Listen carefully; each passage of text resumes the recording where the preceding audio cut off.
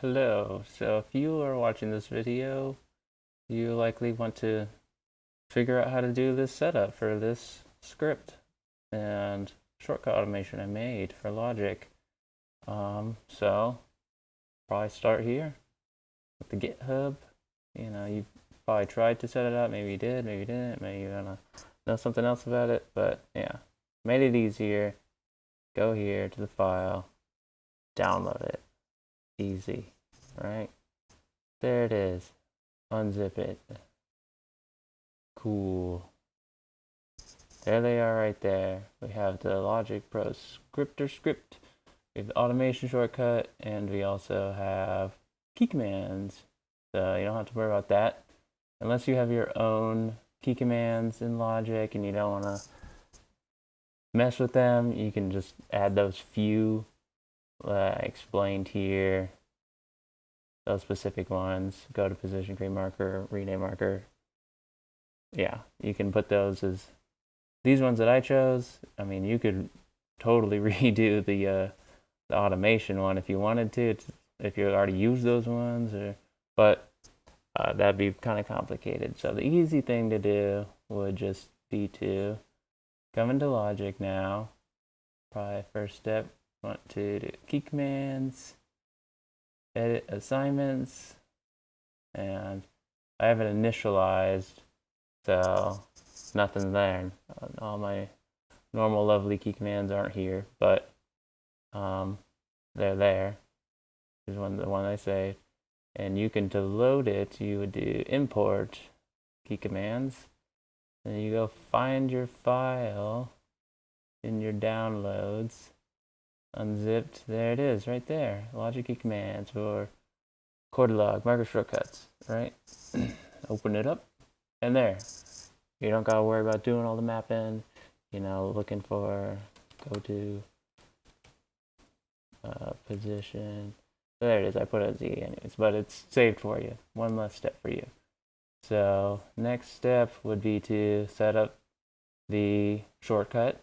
I deleted it, but we'll show you how simple it is to get it there. You just click it, double click it, and then you add shortcut. There, it's right there. Double click, open it up. It doesn't export the hotkey that you're going to use to run it. So you'd come over to the little info thing and you do add keyboard shortcut. You can put it as whatever you want, but I like to use the control option command space.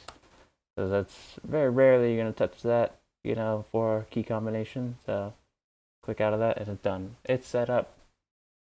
Yeah, you can even export it, save it somewhere on your desktop elsewhere if you wanted to, but close it and it's there, So when you do those key commands, it'll run. So now in Logic, now that we have key command set up, we have automation set up. Next, we're trying to get the beast, the chord log up, which I've updated. Should be better at doing some stuff now. So you go look for scripter. It's normally an Apple stock scripter. Loads up this default thing, and then you would do load. Look at all these ugly versions. Load, and you go look into your downloads and your file that you downloaded, the folder, and there it is, the scripter script, version 6, whatever, 4. Open it up. Cool. You got it. You can hide all the nuts and bolts. Come on. There we go. And now we have some additional things in here. We have slash inversions if you prefer those. You want to see those more often in your chords. You're playing complex kind of chords where you want the bass note to always be the slash, or if you want the bass note to be the root kind of your chord preference to be the name of your chord, like if you're playing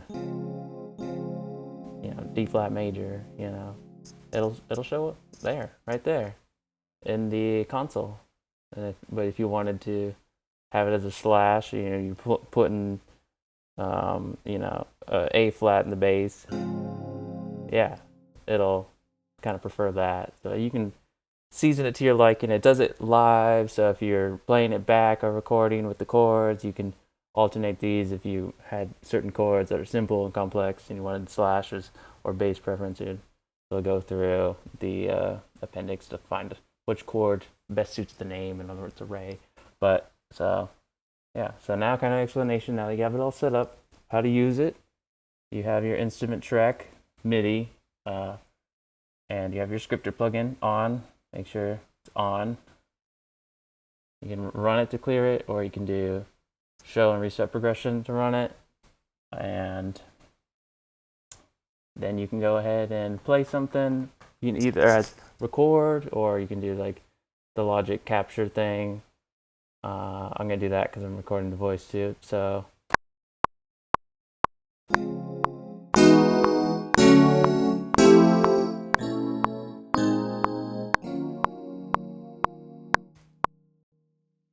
see, we've got all these chords now. It printed them out along with their time kind of code that we're going to use to input it, or the shortcut will. And you can do show and reset, and it'll have the whole name kind of right here cleaned up if you wanted to, put that somewhere, like right there, in your notes, chorus, or depending on how you're arranging or whatever, have a nice clean version of it. But almost done. Next thing, you just copy all the chords and the time info to your clipboard.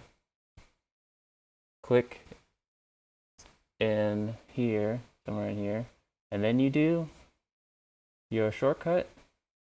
You're going to do the key command by minus control option space or command space, and it should run.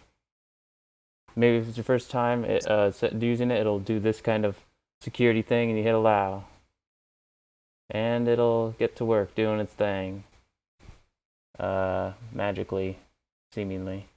And there you go. That's a handy little workflow. Should help you maybe with songwriting, or if you're playing some chords you don't know what they were and you kind of want them placed, something like that.